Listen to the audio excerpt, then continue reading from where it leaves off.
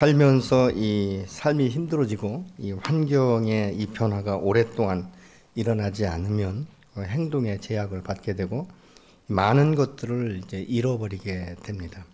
이스라엘 백성들이 선민이었지만 애굽에서 한 400여 년간 이 노예로 살다 보니까 하나님을 찾는 것을 잊어버렸고 또 하나님에 대한 막연한 기대감조차도 상실되어 버린 것이죠. 아마 그들은 처음에는 여호와 하나님께서 자기들을 도울 것으로 생각했을 것이에요. 그럼에도 불구하고 시간이 지나고 세월이 바뀌어도 이 변화되지 않는 이것으로 인해서 힘들어하는 이런 그 모습들 가운데 살 소망이 없고, 그러다 보니까 지금 이 애굽에서 노예로 사는 것이 그냥 운명이려니 이렇게 이제 감당하고 살아갈 수밖에 없는 이런 처지에 있었다는 것이죠. 사람이 자기의 신분과 소속을 잃어버리면 자기의 사명과 목적을 잃어버리기가 너무 쉽습니다. 근데 이 여호와 하나님께서 이제 이 광야에서 이 방황하던 모세를 80년 만에 부르셔서 너는 내가 선 이곳은 거룩한 땅이다 이렇게 말씀하시면서 모세의 이 소속이 어디인지, 그리고 자기가 누구인지, 그리고 이 땅 가운데 온 목적이 무엇인지를 정확하게 이 사명을 부여하시는 것을 우리가 출애굽기 3장 4절로 8절에서 볼 수가 있습니다. 그리고 나서 이 여호와 하나님께서 이제 이스라엘 백성들을 이 출애굽시키기 위해서 모세와 아론을 그것 가운데 보내시는 것을 우리가 오늘 본문을 통해서 볼 수 있게 되는 것이죠. 사실 이 모세와 아론이 이 거대한 왕국의 이 왕인 바로를 만난다는 것은 참 그리 쉽지 않은 결단입니다. 그런데 무슨 많은 것을 가지고 간 것도 아니고 단순하게 이 지팡이 하나 들고 그 바로 앞에 서지 않습니까? 그러면서 바로에게 하는 말이 이렇게 말합니다. 이스라엘 백성의 주인은 너가 아니라 바로 나다라고 말씀하고 있는 것이죠. 이스라엘의 하나님께서 말씀하시기를, 이렇게 본문 1절에서 시작을 합니다. 결과적으로 이스라엘 백성들은 하나님을 잃어버렸지만 하나님은 당신이 택한 백성을 결코 잊지 아니하시고 하나님의 때가 되니까 그들에게 나타나셔서 너의 모든 소유권은 바로에게 있는 것이 아니라 나에게 있다라고 말씀하시고, 너희를 이 땅 가운데 내가 건져낸 목적은 진리 가운데 어떤 자유를 이루는 이 애굽에서의 노예, 이 종에서의 노임받는 이것이 원래 목적이 아니라, 그뿐만 아니라 가장 핵심적인 목적은 너희가 예배자라는 사실을 기억해야 된다라고 지금 말씀하고 있는 것입니다. 이스라엘 백성들이 이 애굽에서 노예로 400여 년간 살았지만 스스로 애굽에서 우리는 독립할 수 있다는 소망을 가진 사람이 아무도 없습니다. 도전하거나 항변했다는 말이 성경에 전혀 없는 것이죠. 그렇다면 우리는 이제 이 땅 가운데 더 이상 어떤 세상의 이 논리를 따라 살지 않고는 우리가 살 수 없다라는, 그래서 이것을 하나의 이 운명이나 이런 것처럼 체념하고 살았다는 것이죠. 이 꿈도 소망도 비전도 하나님의 언약의 말씀도 다 잊어버린 채 그냥 우리는 이렇게 사는 것이야. 인생이라는 것은 어쩔 수 없는 거야. 환경을 바꿀 수 없다면 적응할 수밖에 없는 것이야 라는 이런 이 사고방식을 가지고 살아갔다는 것이죠. 여러분, 우리가 세상 가운데 살아가면서 누가 불행을 자초하고 이 고난과 고통을 통해서, 이 역경을 통해서 내가 누구인지를 다시 한번 테스트 해보겠다라고 말하는 사람은 세상 가운데 아무도 없을 것입니다. 그렇기 때문에 그 안에서 살면서 나름대로 위로를 받는 것이죠. 나름대로 내가 이 세상 죄악 가운데 살고 있지만 그래도 이런 부분은 기쁨이 있지 않느냐, 이런 부분은 내가 만족이 있지 않느냐, 그래도 이만큼은 내가 자유하게 내가 누릴 수 있지 않느냐, 이런 것들로 인하여서 더 이상 다른 것에 신경 쓰지 않고 그냥 살아가는 이런 인생, 이것을 세상 사람은 팔자다 이렇게 말하고 있지 않습니까? 새로운 삶에 대해서 도전하지도 않고 되는 대로 묻혀 살기 때문에 아무런 변화도 발전도 소망도 없게 되는 것입니다. 사람이 더 나은 삶을 살기 위해서는 스스로 노력해야 되는 것이죠. 여러분, 내가 하나의 새로운 어떤 이 일을 시작하기 위해서는 문을 여는 이 수고가 우리에게 있어야 되는 것이죠. 내가 생각만 한다고 해서 그 문이 저절로 열려지거나 내가 가만히 있어도 저절로 무슨 에스카레이터를 타고 가는 것처럼 진행되는 법은 세상에 아무것도 없는 것이죠. 그러니까 소망이 없는 사람은 시도하지 않는 것이고, 소망이 있는 사람은 어떤 일이든지 그 마음 가운데 정말 새롭게 도전적으로 일을 시작하게 되는 줄로 믿습니다. 여러분, 현대의 삶에서, 이 현재의 삶에서 적당하게 사는 것이 좋다, 뭐 그렇게 유별나게 튀면서 살 것이 있는가, 또 한 가지는 내가 지금까지 이만큼 익숙해진 이 삶을 분리한다는 이 자체가 두려움 가운데 빠질 수도 있는 것이죠. 이런 상태 가운데 놓인 이스라엘 백성들을 위해서 하나님께서는 모세와 아론을 이 강팍한 이 바로의 앞에 보내셔서 이스라엘 백성들의 소속이 어디에 있는지, 너희의 신분과 정체가 어디에 있는지를 정확하게 지금 1절을 통해서 말씀하고 있습니다. 그 후에 모세와 아론이 바로에게 가서 이르되 이스라엘 하나님 여호와께서 이렇게 말씀하시기를 내 백성을 보내라. 그러면 그들이 광야에서 내 앞에 절기를 지킬 것이라 하셨나이다. 이렇게 지금 말하고 있는 거예요. 사실 바로는 이게 엉뚱한 이야기죠. 아니 절기가 무슨 소용이 있고, 또 이스라엘 백성 같은 경우는 지금 수많은 민족들을 내가 다 통합시키고 그리고 노예로 잡아와서 지금까지 한 400여 년간 말없이 열심히 충성하고 열심히 살았는데, 아니 이 소유권이 내게 있는 것이 아니라 다른 신에게 있다고? 여호와께 있다고? 그분이 누군데? 나 전혀 알지도 못하는데 내가 왜 신경을 써야 되는데? 이렇게 말하고 있는 것이죠. 근데 여호와께서 모세와 아론을 통해서 말씀하신 목적이 무엇입니까? 잃어버렸던 이스라엘 백성들이 너의 소유권은 내게 있는 것이고 내가 너희의 주인이 된다는 것을 지금 말씀하고 있는데, 그 주인됨을 대해서 말씀하실 뿐만 아니라 너희는 예배자로 내가 세웠다라고 지금 말씀하고 있는 것입니다. 여러분, 그런데 이 바로가 생각해 볼 때는 이게 엉뚱한 이야기예요. 이거는 참 말도 안 되는 말이라는 것이죠. 지금까지 자신이 이스라엘 백성의 주인인 줄 알았는데 그들의 원주인이 되어서 하나님께서 내보내야 된다 이렇게 말씀하신다는 것. 그러니까 이 말을 듣고 어안이 벙벙한 것입니다. 이스라엘 백성들이 400여 년간 아무도 자기들을 도울 자가 없다고 생각했는데, 간간히 듣던 하나님이 자신들의 왕이시며 예배의 대상이시라고 듣기는 들었지만 한 번도 지금까지 그런 역사를 경험한 적이 없다는 것이죠. 그런데 자신의 섬김의 대상이 바로가 아니라 바로 사신 하나님, 여호와 하나님, 그리고 우리 하나님이라고 지금 말씀하고 있는 것이죠. 여러분, 예배라는 것은 하나님의 임재를 경험하는 장소가 되는 줄로 믿습니다.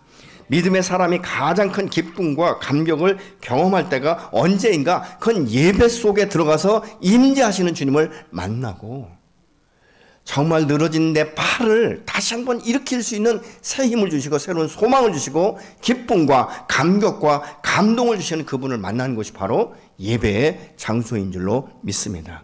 그러기 위해서는 어떻습니까? 세상과 분리돼야 되는 거예요. 그러니까 이 애굽에서 나가서 이 이스라엘 백성들이 하나님 중심의 예배를 드려야 된다라고 지금 모세를 통해서 여호와 하나님께서 대언시키시고 선포하고 있는 것입니다.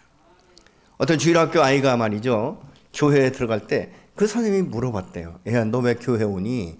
그랬더니 이 아이가 뭐라고 대답하냐면, 내가 교회에 딱 들어오는 순간에 주님의 가슴 속에 내가 들어가는 것 같아요. 그래서 나는 교회에 오는 것이 그렇게 좋아요, 기뻐요, 이렇게 말했다는 거예요. 참 이 어린아이가 얼마나 정확하게 말을 하고 있습니까? 여러분, 예배는 하나님의 가슴 속에 우리가 들어가는 것이죠. 주의 임재 가운데 내가 들어가서 때로는 그 빛으로 임하시는 주님 앞에 내 죄악이 드러나게 되는 것이고 철저하게 회개하는 것이고, 그리고 새로운 소망과 새로운 이 힘을, 능력을 부여받는 것, 그것이 바로 주의 임재 가운데 드려지는 예배인 줄로 믿습니다. 여러분, 믿음의 사람이 예배를 뺏기는 것은요, 가장 비극 중에 비극인 것이에요. 믿음의 사람이 예배를 뺏긴다는 것, 이거는 어떻게 보면 비극이면서도 하나의 징계일 수가 있습니다. 여호와께서 이스라엘 백성들이 이 광야에서 나가서 하나님 앞에 절기를 지킨다는 것은 지금 굉장한 분리를 의미하고 있는데, 이스라엘 백성들의 이 절기는 축제 아니겠습니까? 분명히 이 절기마다 의미가 정확하게 부여되어 있는 것을 우리가 성경을 통해서 알 수 있게 되는 것이죠. 하나님의 백성에게 가장 중요한 것은 무엇입니까? 하나님을 섬기며 예배드리는 그 예배자의 자리에 자기 인생의 이 중심 앞에 있어야 되는 것 아니겠습니까? 예배를 통해서 하나님과 소통이 이루어지기 시작하고 그의 인도하심을 우리가 받을 수 있기 때문에 그렇습니다. 우리의 삶의 변화가 일어나는 하나의 터닝 포인트가 되기 때문에 그런 것이죠.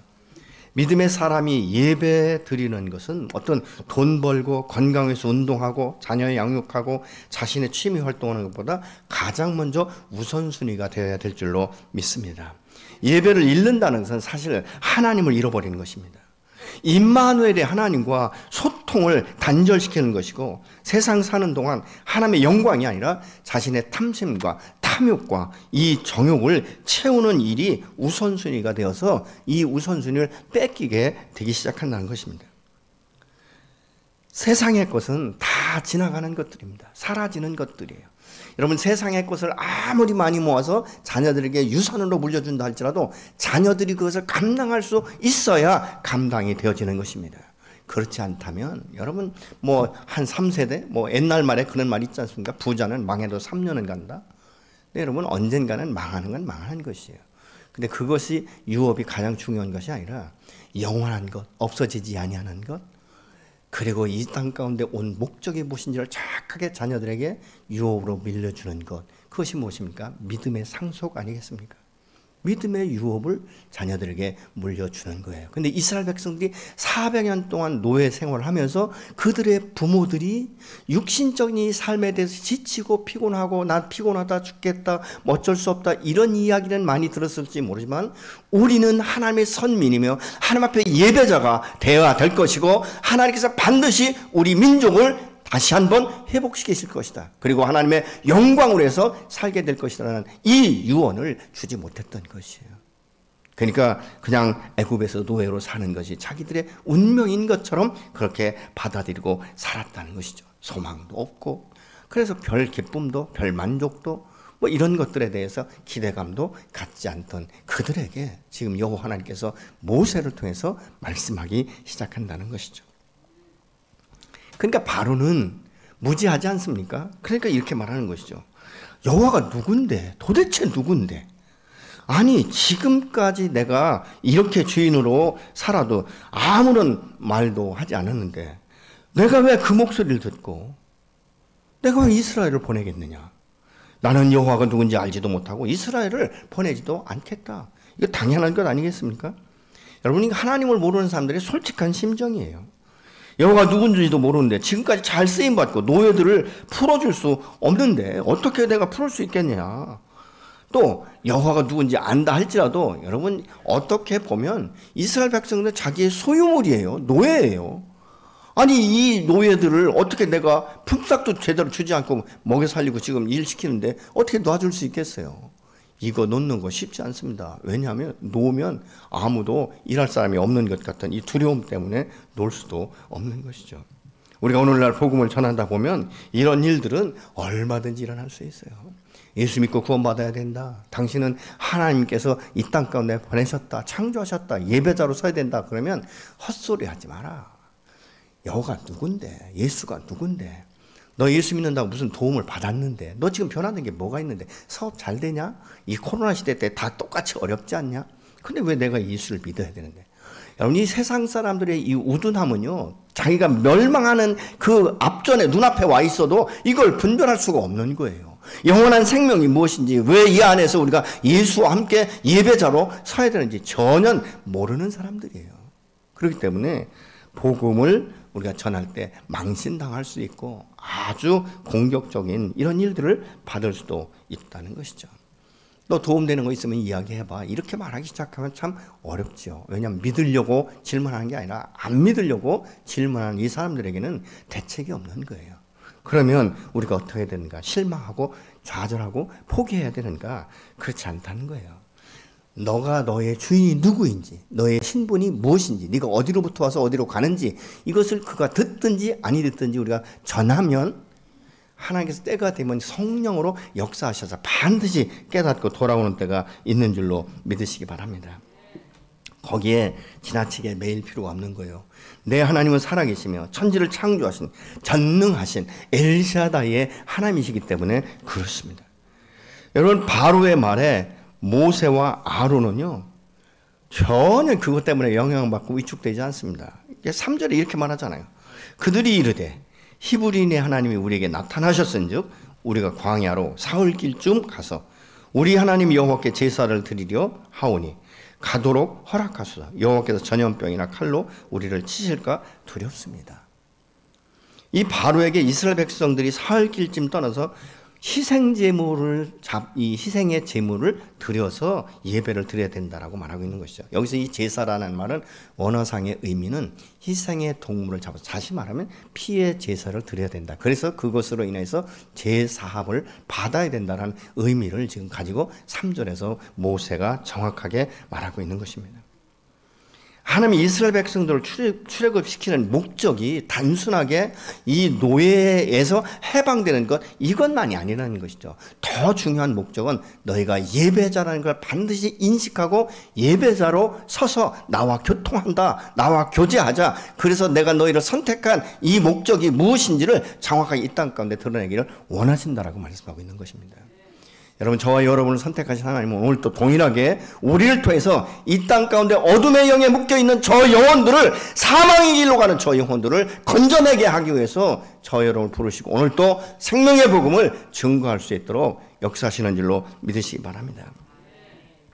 왜 사흘 길쯤 가야 되는가? 여러분, 광야는 아무것도 눈으로 볼 수 없고 움켜잡을 수 있는 욕심이 생길 수 없는 장소예요. 여러분, 예배는 그렇기 때문에 세상과 분리된 상태에서 집중적으로 여호와만을 바라보고 드려지는 예배, 이것이 참된 예배인 줄로 믿습니다.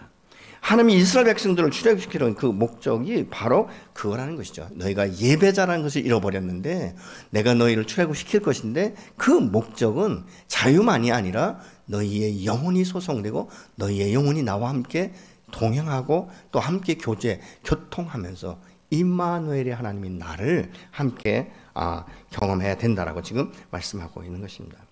여러분, 외적으로 보면 사실 모세나 아론은 바로에 비하면 아무것도 아닌 거예요. 보잘것없는 사람인 것이죠. 어떻게 보면 지나가는 사람에 불과하다, 그 말입니다. 그리고 애굽 사람도 아니지 않습니까? 그런데 또 반대로 생각하면 모세는 자기들이 오고 싶어서 온 것이 아니라 여호와께서 사명을 주셨기 때문에 오신 것이에요. 그리고 자기들이 경험한 이 여호와 하나님이 어떤 분인지를 그들이 경험했지 않았습니까? 그렇기 때문에 와서 정말 다른 목적 없이 당당하게 지금 선포하고 있는 것이죠. 예배는 우리의 이 죄와 어둠에서 이 자유케 할 뿐만 아니라 살아계신 하나님을 이 섬기는 능력을 부여하는, 그리고 또한 이 현실과 이 미래를 보는 눈이 열리면서 빛과 소망을 보고 일어나게 하는 이런 능력의 자리가 바로 예배의 자리인 줄로 믿습니다. 여러분, 여호와 하나님께서 분명히 말씀하잖아요. 내 영혼이 잘된 같이 내가 범사에 잘되고 강건하기를 원한다라고 말씀하는 것처럼 예배를 통해서 우리의 영혼이 소성되고 범사가 잘되고 강건한 역사를 경험하는 축복의 통로요 도구가 되어야 될 줄로 믿습니다. 삶이 힘들고 생각이 복잡할 때 우리 영혼은 재정비할 필요가 있습니다. 우리가 예배자로 서려고 할 때 어둠은 순수하게 포기하지 않습니다. 그렇기 때문에 오히려 더 큰 어려움을 가져올 수도 있게 되는 것이죠. 그러나 그 반응에 우리가 얽매이거나 내가 지금 예배자로 서고 기도자로 서는 이것을 포기해서는 결코 안 되는 줄로 믿습니다. 모세와 아론이 이 바로에게 말할 때 바로가 내보내면 얼마나 좋겠어요. 한 번에 딱 알았어. 아이고 하나님 알았어. 내가 그동안 몰랐어. 이러면서 내보내면 얼마나 감사하겠습니까? 그런데 아니잖아요. 더 그 마음이 강팍해져서 이 노역을 말로 표현할 수 없을 만큼 시키는 것이죠. 예를 든다면 오늘날 우리가 출근 시간을 8시에 출근해서 5시에 퇴근한다. 이런데 이 벽돌을 만들려면 지푸라기를 넣어야 이것이 더 단단해지거든요. 제가 어렸을 적에 시골에서 이 흙벽돌을 만들 때는 지금은 흙벽돌도 전부 다 이 전기를 통해서 열로 구워내지만 옛날엔 그렇게 안 했거든요. 그러니까 이 황토흙을 먼저 파다가 이 집을 썰어서 그리고 그걸 섞어가지고 벽돌을 빼놓습니다. 그러면 나중에 이게 굳으면요 얼마나 단단한지 모릅니다. 오늘로 말하면 세면벽돌이나 흙벽돌이나 다를 바가 없을 만큼 그렇게 단단해지거든요. 근데 이 지푸라기를 주지 않는 거예요. 너희가 나가서 지푸라기를 주워 와서 들에 나가서 주워 와가지고 전과 동일한 숫자의 벽돌을 찍어내라고 하는 것이죠. 그러니까 예를 들면 아침 6시부터 출근하면 밤 9시든 10시든 그 일과가 끝나야 퇴근을 하니까 이스라엘 백성들의 그 삶 가운데는 너무 피곤이 뭐 말로 표현할 수 없을 만큼 가중되는 것이죠. 그러니까 집에 오면 다른 생각 없이 나 피곤하다 죽겠다 그리고 그냥 누워서 자고 아침에 일어나서 출근하고 이것이 일과처럼 맞는 거예요. 왜냐하면 내가 생각해 보니까 너희가 일이 너무 편한가 봐. 그러니까 이게 이 여유가 있고 시간이 남으니까 맨날 엉뚱한 생각이나 했어가지고 이렇게 거짓말하는 이 모세나 이 아론에게 속아서 너희가 자칫 잘못하면 잘못 선택할까 봐. 그래서 자기 나름대로는 그렇게 생각을 했던 것이죠. 그러니까 이 6절로 9절에 보면 얼마나 힘든 이 삶을 살게 되는지. 그러니까 이스라엘 백성들이 모세를 바라볼 때 우리에게 소망을 주는 모세가 아닌 거예요. 더 이상은. 저 모세가 괜히 잠자는 사자의 코털을 후빈 것처럼 그 바로에게 가서 쓰잘데가 없는 이야기 해가지고 우리를 이렇게 힘들게 만드는구나라는 생각을 더 하게 되는 것이죠. 그러니까 이 모세도 보면 그 마음 가운데 굉장히 좀 힘이 들었던 것 같아요. 그러니까 여호와 하나님께 나가서 이렇게 기도하지 않습니까? 하나님, 어찌하여 이런 일이 일어납니까? 나는 단순하게 당신이 말씀하셔서 그 말씀을 대언했을 뿐인데 이스라엘 백성들에게 예배를 드릴 수 있는 기회를 주시는 것이 아니라 어찌하여 더 고통 가운데 들어가게 하십니까? 이렇게 질문하죠. 마찬가지예요. 우리가 말이죠. 오늘날 내가 기도를 해야 될 것 같다. 사람이 여러분 육체적으로 힘들면 영적으로 힘든데요. 반대로요. 영적으로 해이해지거나 영적으로 힘들어지고 무기력해지면 육체적으로도 힘들어집니다. 우리 한 가지만이 아니에요. 육체가 피곤하기 때문에 내 영혼이 고갈된다 아니에요. 내 영혼이 고갈되기 때문에 내 육체 안에 내 생각 가운데 소망이 없어서 사람이 늘어지기 시작하는 거예요. 근데 이것을 통해서 내가 기도해야 되겠다 이거 깨닫는 것은요. 엄청난 하나님의 은혜인 줄로 믿으시기 바랍니다. 아, 내가 예배를 그동안 소홀히 했구나. 이제 예배를 다시 예배자로 내가 서야 되겠다나 이렇게 딱 추스르고 나오려고 할 때 어려움은 올 수 있다는 거예요. 그게 호사다마라고 말이죠. 근데 여러분 내가 예배자로 서야 되겠다. 기도자로 서야 되겠다. 이것을 깨닫는 것은요. 전적인 하나님의 은혜예요. 그러면 사단이 지금까지 잘 붙들고 자기 노예처럼 이리저리 다 써먹었는데 쉽게 놔주겠습니까? 그래서 우리는 영적 전쟁이라고 말하는 것이죠. 여러분 우리가 한 번만 더 이렇게 주님 앞에 서기 시작하면 하나님의 강력한 임재와 능력이 우리를 붙들기 때문에 어둠이 우리를 해할 수가 없는 거예요. 때로는 다니엘처럼, 때로는 느헤미야처럼. 여러분 우리가 때로는 그런 결단이 필요한 것이죠. 그러면 여호와께서 도와주시는 줄로 믿으시기 바랍니다. 모세가 그렇게 질문하지 않습니까? 어찌하여 하나님 이런 일이 일어날 수 있습니까? 근데 사실은요. 출애굽기 4장에 보면 여호와께서 이렇게 말씀하셨어요. 모세 네가 가서 그렇게 말하면 내가 바로의 마음을 더 강팍하게 할 거야. 그래서 너희 말 듣지 않을 거야. 근데 두려워하지 마. 네가 말하는 순간부터 바로에 대한 심판은 시작되는 것이야. 이렇게 말씀하고 있어요. 어떻게 우리가 그걸 알 수 있는가? 6장 1절을 보면 그것을 알 수 있게 됩니다. 이 6장 1절에 보면 여호와께서 이렇게 말씀하세요. 내가 내 백성들의 마음과 생각을 이제부터 주관하고 바로의 그 강팍한 마음을 꺾고 이스라엘 백성들에게는 내가 누구인지를 알게 할 것이라고 말씀하기 시작해요. 그래서 이 출애굽기 7장에 가면 이제 10가지 재앙의 시작이 됩니다. 결국은 무엇입니까? 강팍한 바로도 더 이상 이스라엘 백성들을 붙들 수 없고 여호와만이 참 신인 것을 그가 깨닫습니다. 그리고 나서 하나님의 언약의 말씀대로 그 이스라엘 백성들이 출애굽해서 광야에서 예배자의 훈련을 받는 것을 우리가 출애굽기를 통해서 알 수 있게 되는 것이죠. 고난과 역경이 힘들지만 여러분 이것을 통해서 우리가 잃어버린 하나님을 다시 찾고 잃어버린 예배자의 자리에 다시 돌아올 수 있다면 이것은 은혜요 축복인 줄로 믿습니다. 여러분 우리가 전도하는 그 영혼들 그 심령들은요 정말 바로처럼 강팍할 수 있어요. 어둠의 영에 붙들려 있을 수밖에 없는 것이에요. 그들에게 소망의 메시지를 전한다고 해서 그들이 바로 돌아오지는 않습니다. 그러나 여러분이 말씀을 선포했을 때 때가 되고 시간이 되고 그가 성령의 역사심으로 깨닫게 되면 반드시 주님 앞에 돌아와 진리 가운데 자유케 될 뿐만 아니라 예배자로 서서 여러분에게 평생 감사하며 참 내가 아니었으면 내가 영원히 죽을 수밖에 없었을 텐데, 이런 고백이 있어지게 될 줄로 믿으시기 바랍니다. 여러분 전도 한두 번, 1, 2년, 10년, 20년 여러분 그것 가지고 포기하지 마십시오. 조지 밀러 같은 경우는 죽을 때까지 그 영혼을 붙들고 기도했어요. 근데 사후에 변화된 그의 친구가 있지 않습니까? 우리의 기도는 결코 땅에 떨어지지 않습니다. 여러분의 전도의 수고는 반드시 열매로 맺혀지게 되어 있는 줄로 믿으시기 바랍니다. 여러분 포기하지 마십시오. 내가 지금까지 몇 년 동안 뭐 기도 제목 적어놓고 사람 이름 적어놓고 했는데 이제 더 이상 똑같은 이름, 반복적인 이름을 내가 어떻게 또 써내야 될까? 이것 때문에 갈등하지 마십시오. 그럴 수 있는 거예요. 여러분 한 번에 돌아오면 벌써 세계가 다 복음화 됐을 거예요.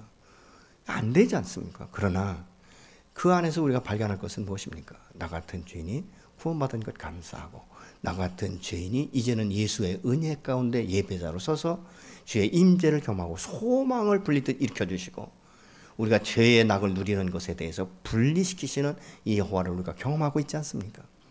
그러면서 그 영혼도 언젠가는 변화돼서 나보다 더 좋은 예배자로, 나보다 더 좋은 사명자로 세워질 것에 대한 기대감을 가지신다면 여러분 실패라고 말하지 마십시오. 그래서 전도 대상자를 기록해 내야 되는 것입니다. 여러분 부활주일은 우리만 그 기쁨을 맛보면 되겠습니까? 영원한 사망의 길로 가는 그들, 영원한 심판을 받고 영원한 이 지옥불에 떨어질 수밖에 없는 그들의 길을 막아서서 다시 돌이키게 하는 것, 이것처럼 큰 축복이 어디 있겠습니까? 이스라엘 백성들 400여 년 소망이 없이 살던 그들, 내 소속이 어딘지, 내 신분이 어디에 있는지, 내 가치관이 어디에 있는지, 내 사명이 무엇인지도 모르던 그들에게 여호와 하나님께서는 모세라는 사람을 먼저 만나시고 그를 깨닫게 하시고 그를 통해서 이스라엘 백성들은 하나님의 소유된 백성인 것을 선포하게 하시고 강팍한 바로의 마음을 반드시 꺾으셔서 돌아오게 하는, 이 출애굽시키는 이런 자유함을 얻게 하는 여호와의 영광이 오늘날도 저와 여러분을 통해서 이 만방에 드러나기를 원하시는 줄로 믿으시기 바랍니다.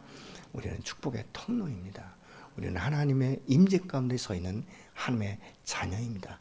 나의 소속은 하나님께 속해 있고 나의 주인은 하나님이시며 나의 신분과 권위는 하나님의 자녀로서의 삶을 오늘도 살아갈 수 있도록 우리에게 능력을 주시고 소망을 주시고 지혜를 주시는 그 안에서 마음껏 자유를 누리시고 생명의 복음을 전달하는 전달자로 설 때는 강하고 담대하게 어떤 경우에도 위축되지 아니하고 모세나 아론처럼 당당하게 전파할 때 그 능력이 여러분의 말을 통해서 흘러가게 될 줄로 믿으시기 바랍니다.